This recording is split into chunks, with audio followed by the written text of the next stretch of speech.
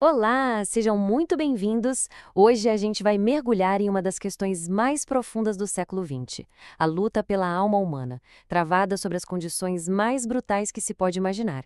É uma história de resistência que não aconteceu em campos de batalha, mas sim nos porões da história e no coração das pessoas. E para começar, eu já lanço uma pergunta que parece um paradoxo absoluto. É possível encontrar a felicidade no inferno? Olha, essa não é uma questão retórica, não. É o eixo central de uma jornada real através do extremo da experiência humana. E a resposta, acredite, pode nos surpreender. Ok, vamos lá. Nosso ponto de partida é o século XX. Sob regimes como o comunismo e o nazismo, o terror não era aleatório. Ele foi transformado em uma arquitetura planejada.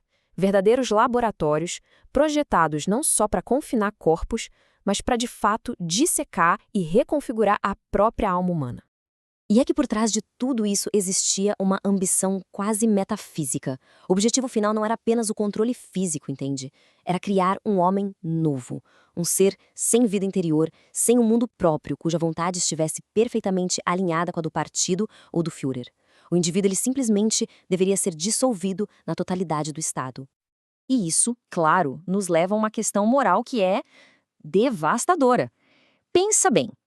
Nesses lugares onde a vida foi reduzida à sua forma mais bruta, o que acontece com a moralidade? A virtude, a bondade, a decência?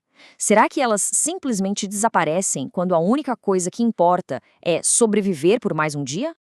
Bom, a resposta para essa pergunta toda veio de um lugar que talvez a gente não esperasse.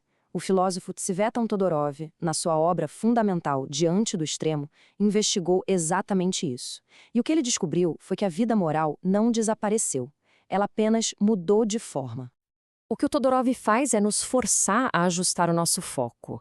Ele faz uma distinção entre as virtudes heróicas, sabe, aquelas rebeliões abertas, grandes gestos, que, vamos combinar, eram quase impossíveis nesses sistemas, e as virtudes cotidianas.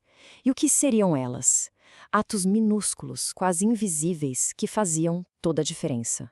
Um pedaço de pão que era dividido, o cuidado com alguém doente, um simples gesto de dignidade. E aqui está o ponto central da coisa toda. Esses pequenos gestos não eram só um alívio momentâneo. Não, eles eram a prova fundamental de que o grande projeto de desumanização tinha fracassado na sua essência. Cada ato de cuidado era uma afirmação silenciosa da humanidade, uma pequena insurreição da alma contra todo aquele sistema.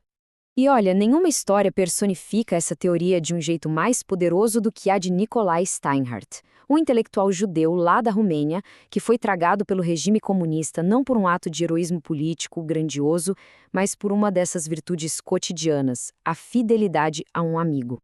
Para a gente entender o peso da decisão dele, vamos dar uma olhada rápida no contexto. Steinhardt viveu a ascensão do comunismo na Romênia. Em 1960, no meio de um processo forjado contra vários intelectuais, ele é chamado pela temida polícia secreta, a Securitate. O regime ofereceu a liberdade a ele. Só tinha uma condição, um pequeno detalhe: trair seu amigo, o filósofo Konstantin Neuka, servindo como testemunha de acusação. A escolha era muito clara: a liberdade do corpo em troca da integridade da alma. Steinhardt se recusou. Ele disse não. Aquele não, um único ato de lealdade, custou a ele 12 anos de trabalhos forçados. Ele escolheu a prisão em vez da traição, provando que o seu mundo interior, a sua alma, não estava à venda. Mas é exatamente aqui que a história dá uma virada extraordinária. Porque quando foi jogado nesse inferno que era o sistema prisional romeno, Steiner não encontrou só degradação. Ele encontrou uma transformação radical, descobrindo o que ele mesmo chamaria de a resistência pela alegria. O regime, sem querer, acabou criando o ambiente cultural mais denso da Romênia ao prender a elite do país toda junta na mesma cela. Foi ali, no meio de debates filosóficos e atos de solidariedade, que Steinhardt foi apresentado à fé cristã. E num ato supremo de resistência comunitária, ele foi batizado clandestinamente por um padre que também era um prisioneiro. E o resultado disso tudo? É essa frase dele que é absolutamente chocante. Entrei na prisão insatisfeito, saio conhecendo a felicidade. Não é uma felicidade superficial, não. É uma paz, uma segurança interior que o Estado, com toda a sua força bruta, simplesmente não conseguia alcançar, não conseguia tocar. E essa é a essência do que ele chamou de resistência pela alegria.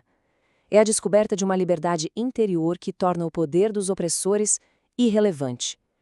Pensa só, se um prisioneiro consegue ser feliz, o poder do carrasco que depende de infligir sofrimento vira pó. A alma se torna invulnerável. Então, quando a gente junta a história do Steinhardt com a teoria do Todorov, a gente aprende uma lição universal. O totalitarismo não teme tanto os exércitos ou as rebeliões. O que ele mais teme é o indivíduo que tem um mundo interior rico e autônomo.